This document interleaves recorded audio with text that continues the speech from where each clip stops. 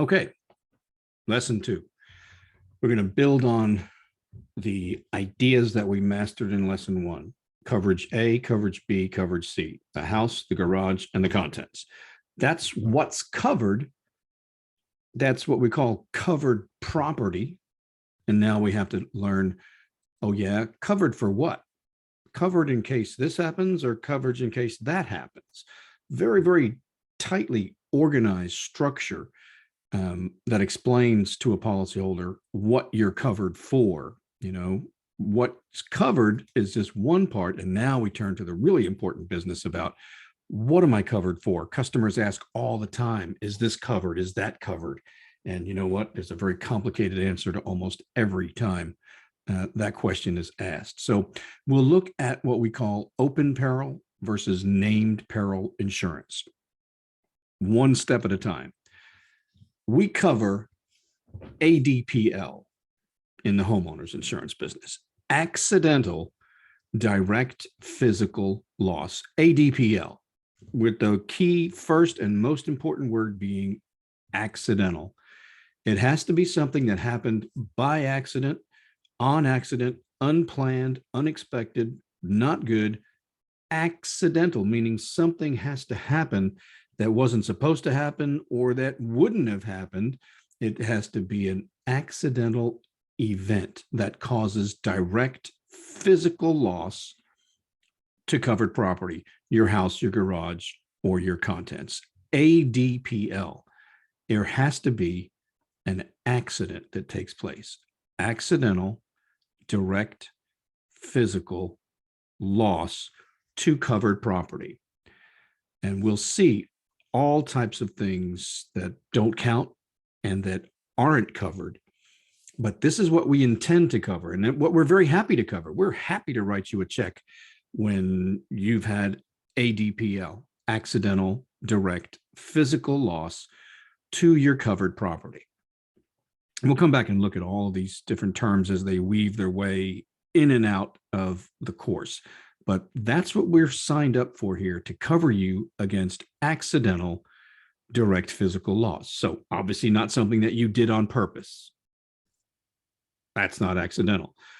And not something that was within your control to prevent either, because that's not accidental. Lots and lots of ideas that we develop along the way here as we come to understand what we're trying to do in the insurance business, which is protect you against accidental direct physical loss that there was no way you could protect yourself against. And that's what we're here for. ADPL, accidental direct physical loss. When accidental direct physical loss has damaged property, something is to blame. Something happened, right? An accident happened. Well, what happened? What was the nature of this accidental damage? And the culprit, or the person or the thing that caused this damage and led to this accident.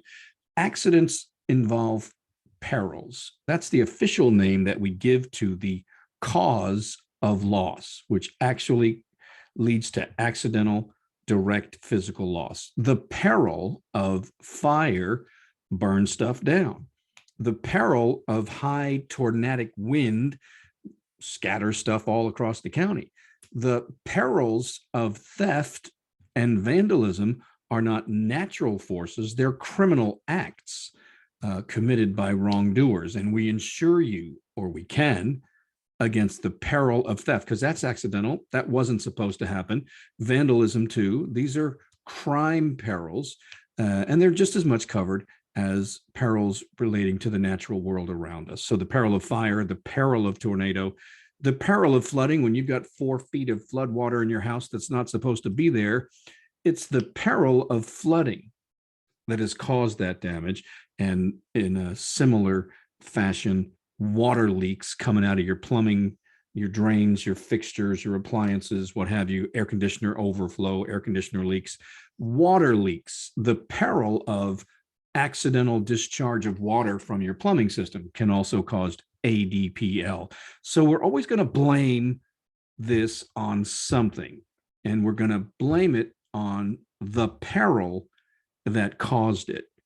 And once we know the peril that caused this accidental direct physical loss, guess what? Some perils are covered and some perils are not. For example, if you turn in a flood claim to your homeowner's insurance, it's not going anywhere because homeowner's insurance doesn't cover the peril of flooding. Flood insurance does, but not homeowners. So some perils are covered and some perils are not. But every loss, every example of ADPL, accidental direct physical loss, can be attributed to a particular peril because we have to boil this all down. Well, now what exactly happened here? That's the peril. And now you either have coverage for that peril or you don't, depending on the policy that you have. It's very common in our business to hear someone say, I need a new roof, or my roofer says, I need a new roof. And our response to that is, okay, on what day did your roof suffer accidental direct physical loss? What day and approximately what time? What was the accident that occurred that damaged your roof? Well, it's not really that so much. It's just that the roof is worn out and nasty and it needs to be replaced. You do need a new roof in that situation, but you don't have an insurance claim because it wore out and it's nasty and it's at the end of its life cycle. That's not an insurable situation. Nothing happened in an accidental fashion to those shingles. They just got old and wore out. That's wear and tear. It just came to the end of its natural life, and that's it. And when it does, just finally, that you don't have an insurance claim because there's no accidental direct physical loss. If there's no accidental direct physical loss, it wore out. No. Now, did the wind rip your shingles off? The peril of wind, now you're covered. Did hail damage the surface of your shingles last Wednesday at 11 o'clock in the morning? The peril of hail is covered damage. The shingles all seem to be curling up and they're coming apart. They're delaminating. There's something wrong with these shingles. And you know what? There was a manufacturing defect. You got a bad batch. Well, that's not accidental direct physical loss. They came that way. And so when this manufacturing defect begins to show, you don't have an insurance claim for that. You may have a warranty claim with the shingle people, but you don't have an insurance claim when an inherent manufacturing defect shows itself. That's not accidental direct physical loss. So we only cover ADPL from a specific peril that can be identified, and then just a question of then whether it's a covered peril or whether it's not. We're not a fairy godmother that has a magic insurance wand that we can wave and cover all types of losses and all types of claims and, fulfill everyone's wish list all the time. It doesn't work that way. You have to have qualified ADPL that we can assign to a covered peril. And then you're in business, but sometimes we have to say no. And that's just the way the contract is organized, and it's all fair. And we'll show you how that develops. Before we understand what is covered in a homeowner's insurance policy, the easiest thing to do is to understand first what's not covered. And then it all makes sense. So very difficult to start with what is covered. What's not covered? Well, there are 9 excluded losses in the exclusion section of the policy. 9 types of claims, 9 types of losses are ruled out and said, nope, that's it. We're not going to pay. And then there are 3 other types of losses that are limited, not excluded, but limited because maybe they're covered and maybe they're not. It depends. But the 9 excluded losses never, ever covered, period.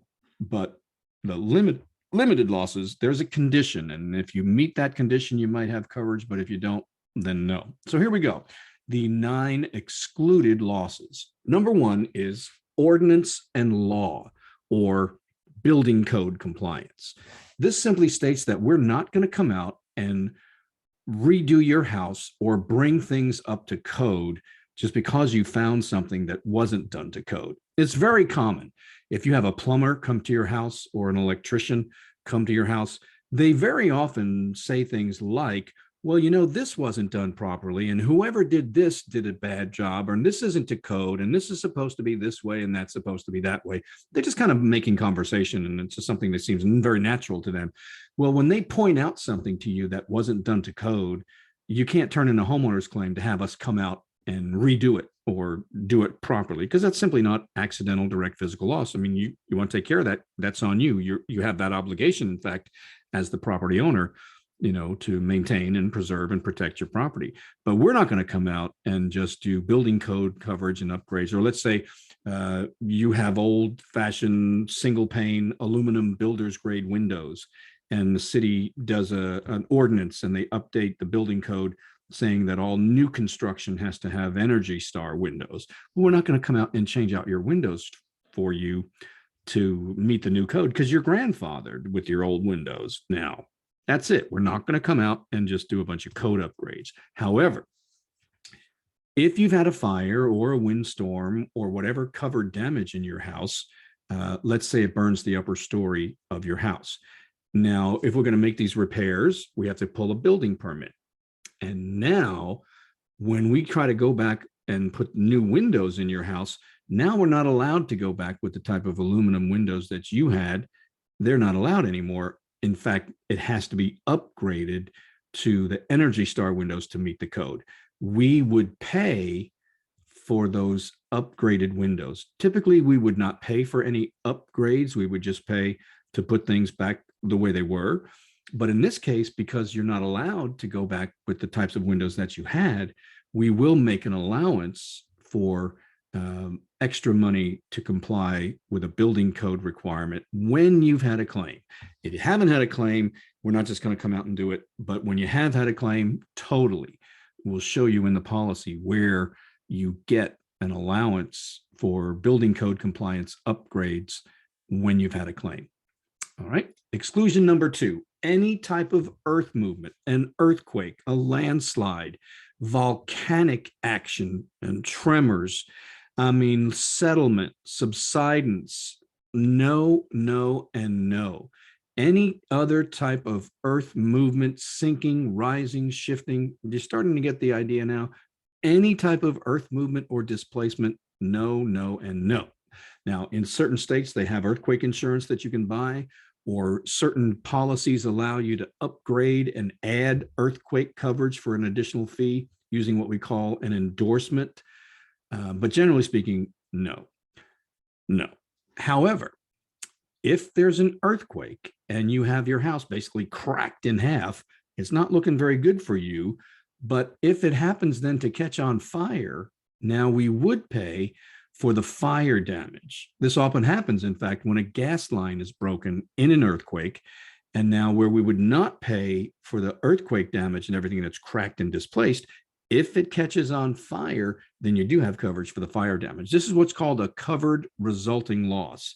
We do not cover loss from earthquake. However, we will cover a fire that results from an earthquake. We have a very, very soft spot in our hearts for fire because our industry was born as fire protection in a time when, everything was made of wood. Entire cities were made of wood, and entire cities could burn down back in the day when a fire got started. So fire insurance and fire protection is where we came from. And, we always go out of our way to, throw in coverage for fire when we can. So regular old earthquake damage, no.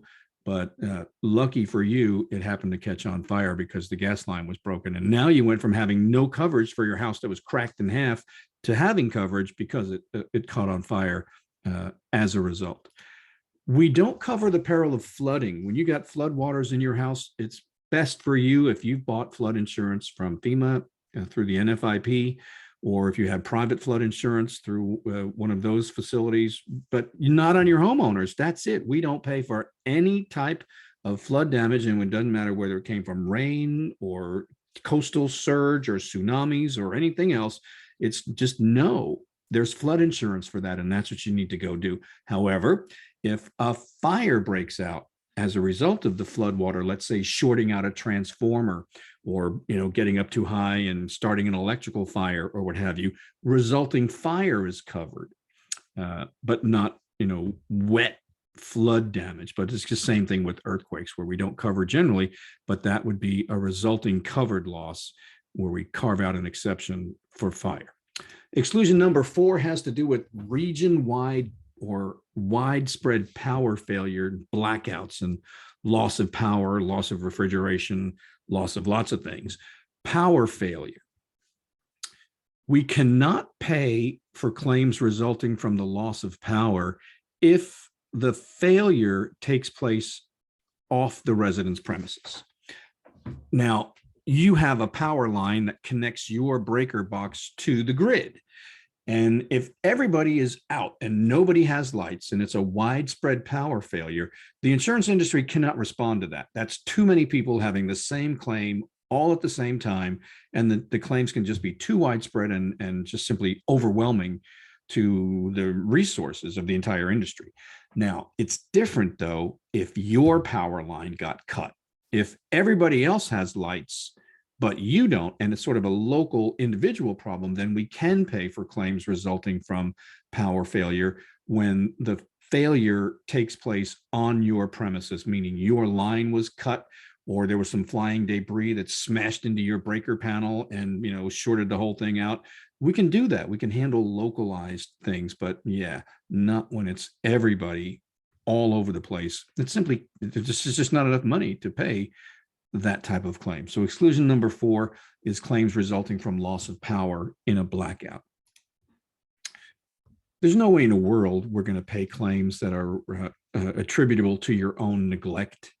You must use all reasonable means to save and preserve property at and after the time of loss and maintain your property so that we don't have losses. And you know what? Anything that can be really fairly and legitimately put down to your own neglect and not taking care of your property and not having pride of ownership, we're not paying for that. I mean, right? Should we? Is that a surprise? Is that a deal breaker, right? You don't want the policy now because it doesn't cover customer neglect?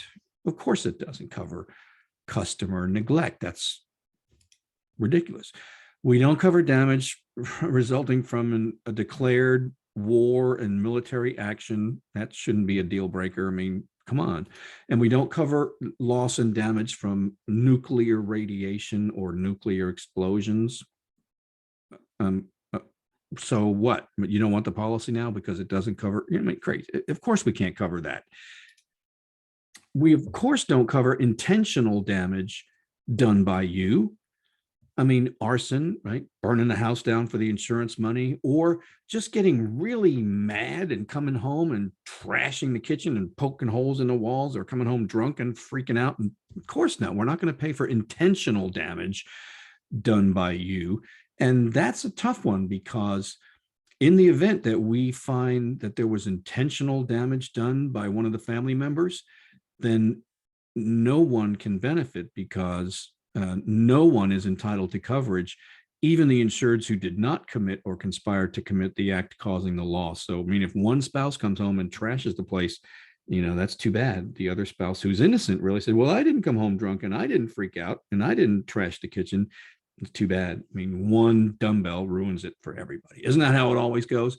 There's an important distinction here, and we just want to give it in 1 second, right? Intentional loss is one thing where you set out to actually damage the property and you damage it, whereas neglect is, not doing maintenance and allowing property damage to occur versus, affirmatively causing it with intentional loss. So that's exclusion number 8. And so far, these are all pretty common sense. Like, yeah, of course, there's no coverage for that. Or, it's just a situation where there's coverage for that somewhere else and homeowners is just not the resource. Okay, the last of the 9 ironclad exclusions where we're never going to get involved is governmental action.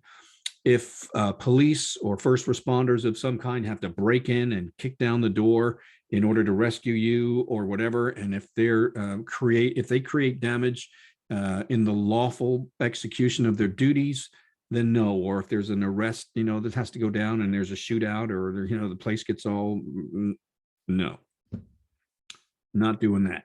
There's one pretty interesting exception to this rule where we will pay for government, for damage caused, by governmental action. I don't know if you've ever seen this or heard of this, but if you take California, for example, where there's wildfire, unfortunately, sometimes in order to stop this wildfire, they can kind of figure out where it's going. And if they can get ahead of it by a mile or two or, some distance, they can actually burn down a bunch of houses in front of the fire to sort of deny it enough fuel, and they kind of can shut it down and create a fire break where that's it, there's nothing left to burn and the fire goes out, and they can control it and fight the fire there. So yeah, they will literally say, well, we need to burn down this whole row of houses here in order to try and save the rest of the county. And so if they burn your house down in a strategic way to create a fire break, then we would pay. See, another example where we're really soft on fire. That's where we came from. So there they are, the 9 policy exclusions: not paying, not happening, no. Now we want to clarify a couple of other specific types of losses that are also no-go, because they're rarely accidental. Either they could have and should have been prevented, or there's just no. So we just want to make sure that everybody gets it. We're not going to pay for claims consisting of wear and tear, fading, normal use, things that have just come to the end of their life. That's not accidental direct physical loss, and we're not doing. We're not going to cover items that just wear out. A mechanical breakdown of your air conditioner where it just finally quits, or your dishwasher, or whatever that just wears out, and a machine that just comes to the end of its life and just lays down. That's wear and tear, and we're not doing it. If it got struck by lightning, that's one thing, but not if it just wore out. We don't pay for claims from smog, air pollution, rust, and other corrosion, because that's not sudden and accidental damage. That's not ADPL. Dry rot, that doesn't happen in an accidental fashion typically. We will not pay for damage from agricultural smudging. Agricultural smudging. Take a look at this. This is agricultural smudging. There's some type of a field here, grapes, or could be citrus down in Florida, or grapefruit down in South Texas. When there's a freeze coming and it's threatening all of these growing crops, one of the things they'll do is they'll set fire in barrels to whatever they can get that will burn, kerosene or oil or gasoline or whatever, on purpose, of course. And it creates heat, and they will try to keep all of this vegetation alive. That's an agricultural smudging operation. And that is no go, because it's not accidental, and we're not going to, but you might have a claim against the farmer or the company that did that, and but no. And we're not going to pay for smoke that comes from industrial operations coming out of the smokestack in a factory or whatever. No, not if it's through the smokestack as part of their operations. Now, if a factory catches fire and is literally burning down and all of that smoke, then that would be covered, but not the smoke from industrial operations, because that's not accidental. I mean, that's happening. Leakage or discharge of pollutants, chemicals, and toxins, there's no reason for that. If you have pollutants, chemicals, toxins stored, then you can easily prevent those losses by just not doing stupid stuff like storing them in inappropriate containers and doing stuff. And there's no way we should be dragged in to have to pay for something like that. That's easily preventable. Foundation settlement, we just wanted to call that one out specifically because the exclusion says earth movement and all of that, but we also wanted to make it clear that that includes, unfortunately, foundation settlement, which is homeowners' nightmare. When you find out that, oh my God, we have foundation damage, this is going to cost a ton of money. There's no coverage for that. We don't pay for damage from birds, rodents, or insects. That's kind of preventable. If you know what's going on outside your house and you don't have any attractive baits and foods that are going to, cause this, and you just inspect things and you can stay ahead of that. And no, that's not accidental, really. Nesting or infestation caused by any animal, you can inspect and prevent that and make sure that animals can't get up into your attic. That's well within your control, generally speaking. And of course, we're not going to pay for any damage done by an animal owned or kept by you, because that's not accidental either. You signed up for that when you decided to invite this animal into your home. These are not accidental losses, or they're so easily within your control that there's no way you're fobbing that off on us, the all of us who are in, the pool here. So 9 excluded losses, clarifying here that these no, no, and no. And now we have these 3 types of losses. Maybe they're covered and maybe they're not. All right. So we have the 9 excluded losses, no, no, no. And those others that are simply not accidental or are preventable. And now these 3, maybe they're covered and maybe they're not. It depends. It says in the policy, we will not pay losses from a hard freeze. When pipes freeze and burst and spews water all over the house, we will not pay for that unless you do your best to maintain heat in the building. It's not really much that we're asking. You just have to leave the thermostat set on a reasonable number and hope for the best. And hey, you know what? If the power goes out and it freezes, we'll cover that, because you didn't do anything wrong. You did your best to maintain heat in the building. If you just have an older home and it doesn't have great insulation and this hard freeze goes on for a couple of days and you just can't keep up and there winds up damage from freezing, that's fine too. It's not on you. You did your best to maintain heat in the building. You'd have to be so dumb as to go away on a winter vacation and just turn off the heat to save a few bucks on your gas bill. And now here comes a hard freeze. And there's no way in the world we're paying that, because you didn't do anything to try to maintain heat in the building. So come on, you got to be reasonable here. And as long as you did something and did your best to maintain heat in the building, then we're happy to pay for that claim. So that's one of the maybe yes, maybe no types of claims. We will not pay for theft in or to a building under construction. So if you're building a house, there's a special policy that's typically used called a builder's risk policy that covers a house while it's being built.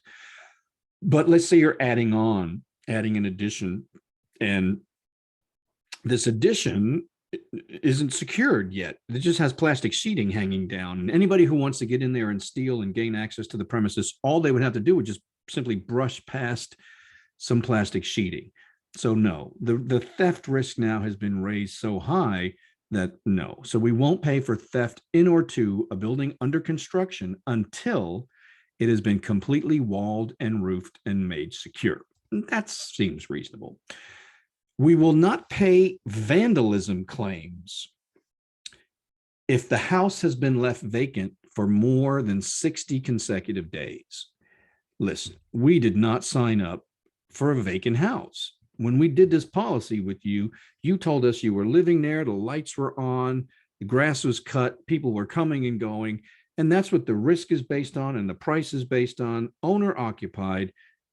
We didn't sign up for a vacant house. And now, come on, what types of claims do vacant houses attract? Vandalism. And that's not what we signed up for, and we're not having it.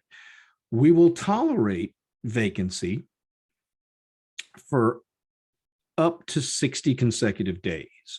So this helps out a homeowner who's in the process of selling their home, but they have to move to their new location early before closing. And the house is going to sit there for a little while because they've got to go to their new place. You know, kids have to start school on time. So, okay, let's just move now and the closing will happen in 3 weeks or 4 weeks or whatever. That's fine. House is vacant for 60 days. We're cool. And we'll maintain your vandalism coverage. But on day 61, if it's vacant, then vandalism coverage goes away. And that's a reasonable accommodation. Strictly speaking, as an insurance agent, you can help a customer because we do sell a vacancy endorsement. And so if you know that a house is going to be sitting there vacant, you can work with a customer and put that vacancy endorsement on there, which will let them maintain their vandalism coverage for an extra charge, of course. So this is an easy one to deal with, and you just have to manage it and check in with your customer and make sure that the house is closed and sold and it's no longer their problem. But if it's going to go on, if the closing is delayed or whatever, then you just have to sell them the vacancy endorsement, and it's a very good thing, a sign of a very good agent to be detail oriented and catch little things like that. Now, vacant, how do we know a house is vacant? There's some very specific test day terminology that deals with when a house is vacant. The two things that have to be present to establish vacancy are: one, there's nobody living there, they've moved away, and two, no furniture. They took everything and the house is literally just sitting there empty with no occupants and no furniture. That's vacant. If they've moved, but the furniture is still there, and they moved away to their new house and the movers are going to come later and get the furniture, if it's still got furniture in it, then it's not vacant, it's unoccupied.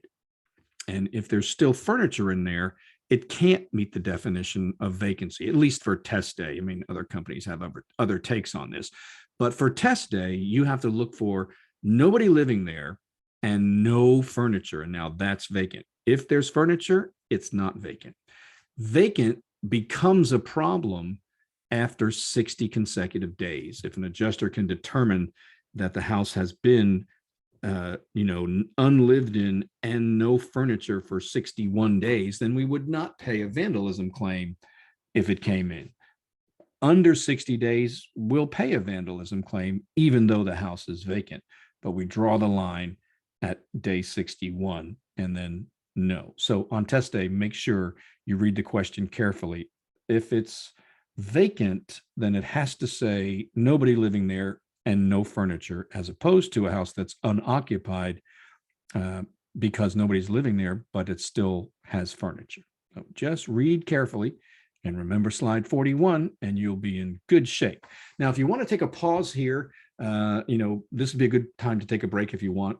We can sort of cut this lesson up into two. So that's what's not covered. And we're going to move on now to what is covered. So you can continue watching here as one lesson, or if you want to just, consider this a good place to take a break, then this is a great place to take a break, because we're going to turn our attention now to what is covered and how do we provide the coverage on the policy. Now that we know what's not covered, it's very easy to turn our attention to what is covered. These are the 16 specific perils that a named peril policy covers. The basic form of homeowners insurance is called named peril insurance. And if you have a named peril policy, then you have protection in case one of these 16 specific perils happens. And you don't have coverage if it's something other than one of these very specific perils. Now, they're organized into roughly the low perils, the middle perils, and the high perils. There's about 5 in each. So it's okay to think of these in terms of the low, the middle, and the high perils. And they always appear in this order. There's never going to be a policy where freezing moves over to peril number 5 and aircraft is over here in 12. No company does that. Every policy deals with these same 16, and they're always presented in this order, generally speaking. Now, we say you would have coverage for at most these 16, because there's nothing to say that an insurance company can't chop out 3 or 4 of them and sell you a bargain policy or a super saver policy, right? We could take out vandalism, theft, water damage, and freezing, and just sell you a policy with the rest of the perils and call it our, major ripoff. You don't really want this policy, and they're out there. So, but we can do that. At most, you'd have these 16, but it wouldn't have to be all of them. And we'll only pay if one of these covered perils causes the damage. And they are fire or lightning. Fire or lightning, they're kind of run together into one, because very often lightning starts a fire. And so now, is it a lightning claim or is it a fire claim? And they've just kind of morphed together. Not always. Sometimes lightning just causes electrical damage and whatever. But because they're so closely related, you do see them morphed into one peril: fire or lightning. Windstorm, hurricane, and hail, all of the weather related claims typically here in paragraph two, in peril two.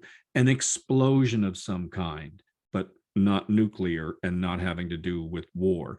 Riot or civil commotion, or protesters coming down the street and freaking out and tearing stuff up.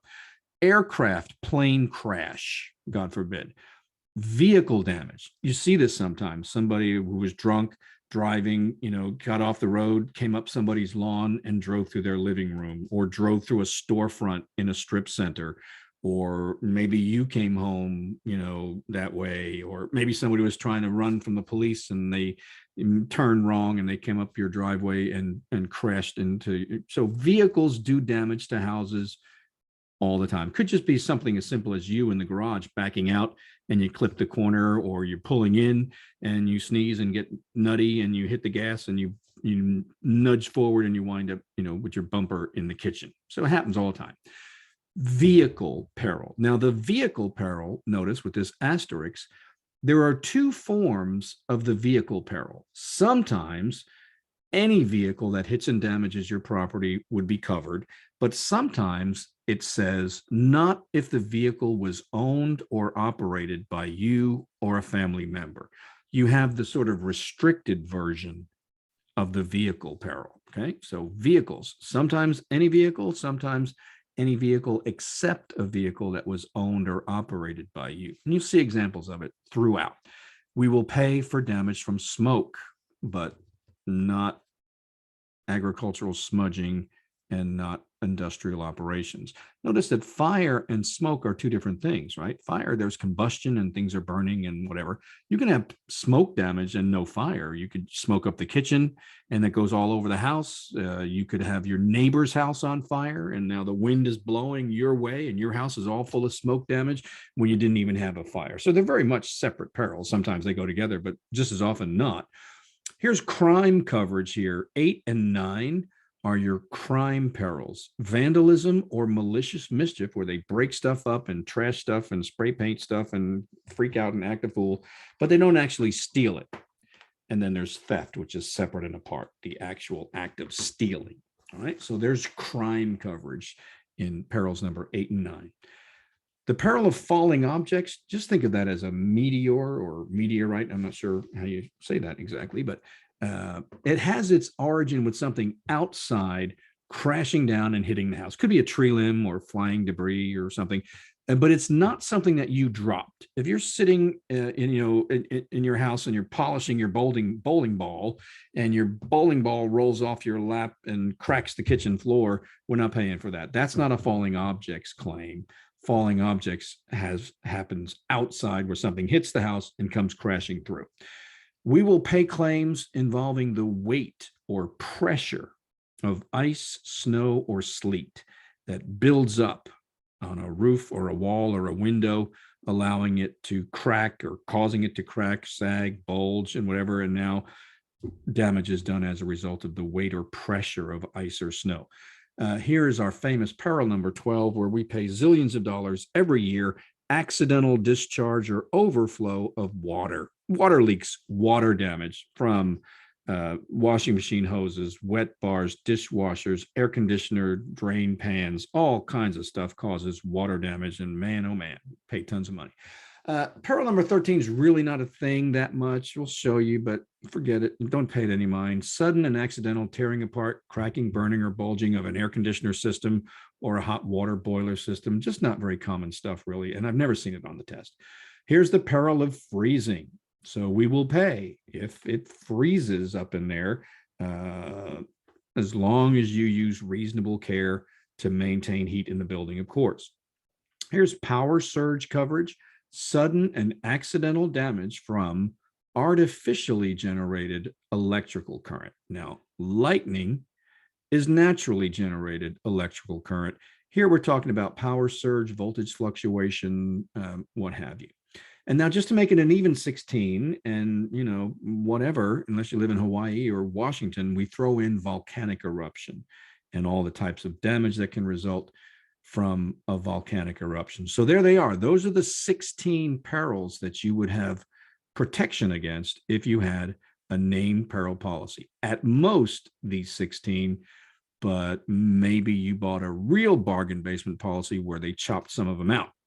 One note on the peril of fire and some terminology that exists and sometimes can come up. A friendly fire versus its opposite, which is a hostile fire. A friendly fire is set intentionally for cooking, heating, etc. It stays in its containment area and does not cause any damage. That's a friendly fire. A hostile fire is the type of fire that causes damage. Now, a hostile fire can start with a lightning strike, a chemical reaction, an electrical overload, or it can be a fire started on purpose in order to damage property and collect insurance money, arson, or it could be a friendly fire that gets out of hand and becomes a hostile fire. When you set a fire in the fireplace, that's a friendly fire. But if a log rolls out of the fireplace and sets the living room on fire, now that's turned into a hostile fire. Or if you're cooking on a stovetop, that burner flame is a friendly fire. But if the wind blows gently and your kitchen curtains now billow into that flame and catch fire, now that friendly fire has turned into a hostile fire. All right, that's just some real old school terminology there. Friendly fire versus hostile fire. Now, those are your 16 covered perils in named peril insurance.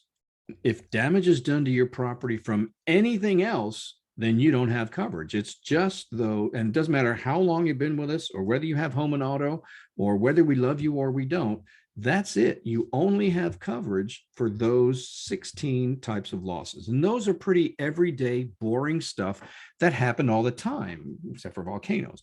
There's nothing really all that out of the ordinary there. Boring, regular, predictable. So where do you get better coverage? Where do you get policies that have peril number 17, 18, 19, and 20? There are none. We don't do that. If you want better coverage than just those limited named perils, then you have to go to what we call an open peril policy. And it's not going to be a situation where we tack on perils 17, 18, 19, 20, and so forth. We just, with an open peril policy, we say, okay, we'll cover those 16 named perils plus all other types of accidental direct physical loss. All accidental direct physical loss is now covered, except for the excluded losses, of course. So what we basically do here with an open peril policy is we cover those 16 named boring everyday perils as a given, but then we add a mega category for random, weird, freaky, unbelievable, unimaginable, and oh my gosh, I can't believe that happened. What are the chances? We don't just keep adding more perils, until we get to peril number 95,000. Instead, we just say, okay, all accidental direct physical loss is covered, except for the excluded and limited losses. So instead of just adding more and more perils, we're just like, okay, all of it, all ADPL is covered, rather than continuing to add to a growing and growing and growing list of named perils. That's it, 16 and or less for named peril, and then you step up to open peril. Very easiest way to keep this straight in your head is simple. Open peril good, named peril bad. Open peril costs a little more, named peril is cheaper, but open peril is good and named peril is bad. And you just keep it that way, in and out. Very simple for test purposes and studying and keeping it all straight and having a sense of what the heck is going on here. All right. Open peril, good. Unlimited types of ADPL covered. The 16 named perils and then plus, freaky, random, and weird. Named peril, man, you just have coverage for those 16 everyday boring types of losses. Very limited, cheaper, of course, but plenty of things can happen to your house or your contents that are not going to be covered if you have just limited named peril coverage. Open peril's a green light, man. You're insured against all accidental direct physical loss to covered property, unless it's excluded or limited and restricted. And you're there, you're going to get paid if you have open peril, unless it's flood, nuclear, radiation, or whatever, right? You've got a really good chance of getting paid if you have ADP, not wear and tear, and not manufacturing defects, because they're not ADPL. They're not accidental direct physical loss. But anything that is truly ADPL and not excluded, you're good. Whereas name peril, man, that's a red light. And then you're only going to be covered if it turns out that this damage was caused by one of your covered perils, and woe be unto you if it was something else. So open peril, good. Name peril, bad. If you want to look at another analogy, let's take the night sky. You look up into the night sky on an open peril basis, every star in the sky is covered except for 9, and then a couple of the restricted losses. But 9 out of the entire universe are no. Everything else is yes, including all the black in between. On a name peril basis, when you look up at that night sky, at most 16 of those stars are covered, and everything else is no go, including all the black in between. I mean, it's a whole different thing, right? Open peril, everything except a few obvious stupid things like flood, nuclear radiation, war, arson, neglect. I mean, everything else is golden, but here it's just fire, lightning, windstorm, hurricane, hail, vehicles, and that's it. And then you come to the end and you have no coverage for all the rest of those freaky, weird, random things that can happen. Like these 2 examples, which I hope will make the point. What's for dinner? You're frying chicken on the stove in a cast iron pan. And when you try to move that pan, it spills, and all that hot oil melts the vinyl floor in your kitchen, or breaks several tiles if it's a tile floor that was cold and that hot oil got on there and made it right. Now this is pretty freaky stuff. A pan of grease got nutty and melted the vinyl floor in the kitchen. Now on an open peril policy, we're going to pay for that. That's covered because there's ADPL, hot grease damaged the kitchen floor, and there's no exclusion. There's no, remember we looked at the exclusion and there was no pan of grease exclusion. So you're good, right? Open peril, good. You're going to get paid if you had ADPL. But on a name peril policy, we're not paying for that kitchen floor because there is no, right? If we go back and look at the name perils, which one of those says anything about, pan of grease spilled and melted the floor? No. You don't have coverage for that type of random, weird, freaky stuff. You only have coverage for those assigned named perils. So open peril, yes. Name peril, no, when you accidentally melt your kitchen floor. Now, how about grocery day? You come home from shopping and you got a big bottle of bleach.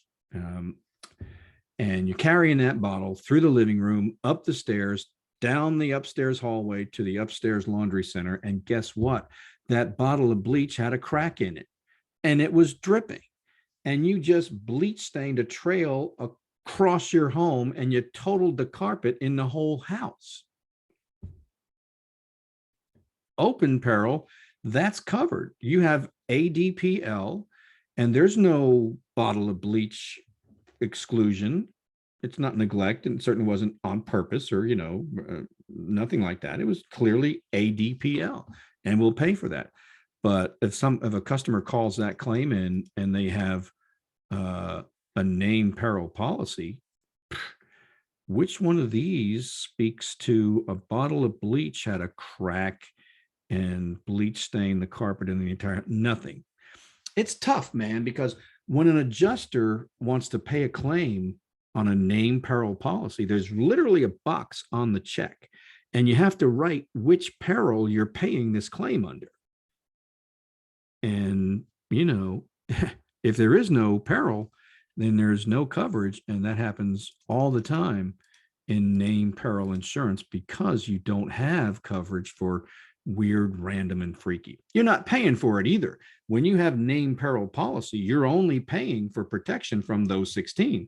Open peril customers, they pay the same, but then they're also paying extra for weird, random, freaky. And so their policy costs more and they're bought in for this additional coverage. And you're not bought in for that additional coverage as a name peril customer. So When your claim is denied as a named peril policyholder, you haven't been cheated or defrauded or abused in any way.